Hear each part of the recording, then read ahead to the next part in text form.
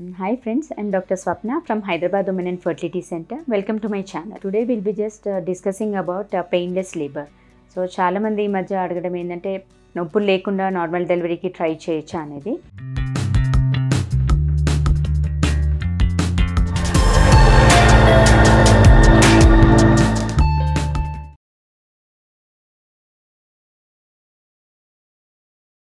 ఇప్పుడు వచ్చిన మన టెక్నాలజీ బట్టి ఏంటంటే అది పాసిబిలిటీ ఉందండి. So that we call it as epidural analgesia. So basically ఏంటంటే ఇప్పుడు నవడేస్ పేషెంట్స్ కొంచెం పెయిన్ రాంగ్లోనే తట్టుకోలేకపోవడము and that is leading to almost 50% of the chances. ఎక్కువగా సిజేరియన్స్ దేనివల్ల అంటే కొంచెం కూడా పెయిన్ భరించలేకపోవడము, ఇంకా వాళ్ళు పెయిన్ భరించలేకపోవడం అండ్ ఎక్కువ స్ట్రెస్ తీసుకునేసరికి లోపల బేబీ మెకోనియం పాస్ చేయడము, లేకపోతే ఎక్కువ స్ట్రెస్ తీసుకున్నా కానీ యూట్రైన్ యాక్షన్స్ ఇన్అడిక్వేట్ రావడము, లేకపోతే ఇర్రెగ్యులర్ యూట్రైన్ కాంట్రాక్షన్స్ రావడము, all this can lead to fetal distress and అది కాస్త సిజేరియన్కి దారితీస్తుంది. సో బేసికలీ ఆ పెయిన్ అనేది మనం ఎలా తగ్గించుకోవడం, basically first of all antenatal period అంటే ప్రెగ్నెన్సీ స్టార్ట్ అయినప్పటి నుంచి మైండ్ సెట్ చేసుకోవడం, ఈ నార్మల్ డెలివరీ అన్నప్పుడు కొంచెం పెయిన్స్ ఉంటుంది అనేది మనం మైండ్ సెట్ చేసుకోవడం. Second thing is physiotherapy. అంటే స్టార్టింగ్ నుంచి కొంచెం ఫిజియోథెరపీ చేస్తుందంటే కొంచెం జాయింట్స్ అనేది కూడా లాక్సిసిటీ పెరుగుతుంది. Third thing is most important exercise. అంటే రెగ్యులర్ ఎక్సర్సైజ్ అనేది ఈవెన్ ప్రెగ్నెన్సీలో కూడా చేయమని చెప్తాము. అట్లీస్ట్ ఆఫ్టర్ 36 వీక్స్ తర్వాత కూడా కొంచెం daily regular walk of at least 20 minutes to at least half an hour అలా వాక్ చేస్తే ఏంటంటే మనకు బ్లడ్ సర్క్యులేషన్ పెరుగుతుంది, జాయింట్స్ లాక్సిసిటీ పెరుగుతుంది, స్టామినా కూడా పెరుగుతుంది. So basically from the beginning నుంచి మన మైండ్ సెట్ అంటే జస్ట్ డెలివరీ రాంగ్లోనే అప్పుడు కాకుండా ఫ్రమ్ ద యాంటీనేటల్ పీరియడ్ అంటే బిగినింగ్ ఆఫ్ ప్రెగ్నెన్సీ నుంచి ఈ జాగ్రత్తలు తీసుకోవాల్సిందే. సో అడిక్వేట్ ఎక్సర్సైజ్ ఒకటి and then adequate hydration is most important. డైట్లో కూడా కొంచెం మంచి healthy diet, fresh fruits, salads, dry fruits అలా తీసుకున్నా కానీ స్టామినా కూడా బాగుంటుంది. And then good protein diet, అది ఇంపార్టెంట్. అండ్ దాంతోపాటు ఏంటంటే ఇప్పుడు వచ్చింది సరే ఇవన్నీ మన సైడ్ నుంచి తీసుకోవాల్సింది. And second thing is epidural analgesia. So అదేంటంటే చాలామంది అది భయపడతారు, ఎపిడ్యూరల్ అంటే మళ్ళీ వెన్నుకి ఇంజెక్షన్ ఇస్తారు కదా, బ్యాక్ పెయిన్ వస్తుంది దానివల్ల అనేది అడుగుతూ ఉంటారు. అలాంటిది ఏం లేదండి. ఎపిడ్యూరల్ అనాల్జీసియా అంటే ఇప్పుడు ఎముకకి మధ్యలో స్పేస్ ఉంటుంది. ఆ స్పేస్లో ఎపిడ్యూరల్ స్పేస్లో వాళ్ళు క్యాథెటర్ ప్లేస్ చేస్తారు, యూజువల్లీ అనెస్థెటిస్ట్ ఇస్తారు. సో ఆ క్యాథెటర్ ప్లేస్ చేసి పెయిన్ తెలుస్తుంది అన్నప్పుడు ఏంటంటే వాళ్ళు టాప్అప్స్ ఇస్తారు.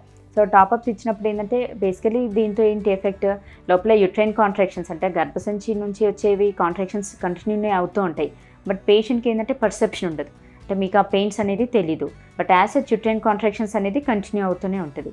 సో ఆ డ్రగ్ ఎఫెక్ట్ వీన్ ఆఫ్ అయిపోయేసరికి మళ్ళీ వాళ్ళకి పెయిన్స్ తెలిసినప్పుడు అవసరం అనిపించినప్పుడు మళ్ళీ మనం టాప్అప్ ఇస్తాం. సో యూజువల్గా టాప్అప్స్ కూడా ఏంటంటే జస్ట్ బిఫోర్ డెలివరీ ఇంకా almost baby head full dilatation అయింది అన్నప్పుడు మనం టాప్అప్ కూడా ఇంకా ఇవ్వము. ఎందుకోసమంటే మళ్ళీ that can lead to fetal distress. So అది కూడా చూసుకొని ఇవ్వాలి, టాప్అప్స్ అనేది ఎంత డోసేజ్ ఇవ్వాలి అనేది క్యాలిక్యులేట్ చేసుకొని ఇస్తాము.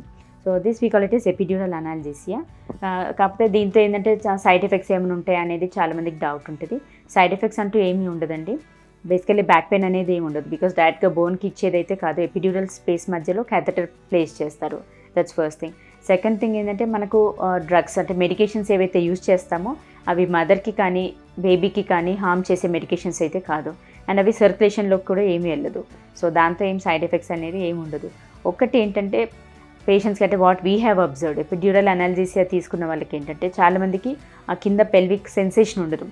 అంటే వాళ్ళకు బేర్ డౌన్ అయ్యే టైంకి బేర్ డౌన్ అన్నా కానీ వాళ్ళకి ఆ సెన్సేషన్స్ అనేది లాస్ట్, అంటే basically perineal sensations will be lost. So అలా సెన్సేషన్ తెలియనప్పుడు ఏమవుతుందంటే మనం instrumental deliveries are more common. Either మనం వెంటోస్ వేయడమో లేకపోతే ఫోర్సెప్స్ వేసి బేబీని తీయడమో అనేది జరుగుతుంది. Because when the mother cannot bear down, వాళ్ళు పుష్ చేయలేనప్పుడు, వాళ్ళు ఎఫర్ట్స్ పెట్టలేనప్పుడు అప్పుడు మనం ఎక్స్టర్నల్గా instrumental deliveries like ventouse delivery కానీ లేకపోతే ఫోర్సెప్స్ డెలివరీస్ కానీ more common.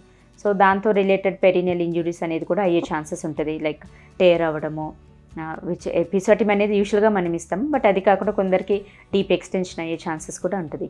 But as such epidural analgesia అనేది it's quite safe and there is no need to worry at all.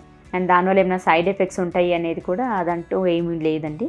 So it's quite safe. You can go head with epidural analgesia for a safe and normal delivery. Thank you.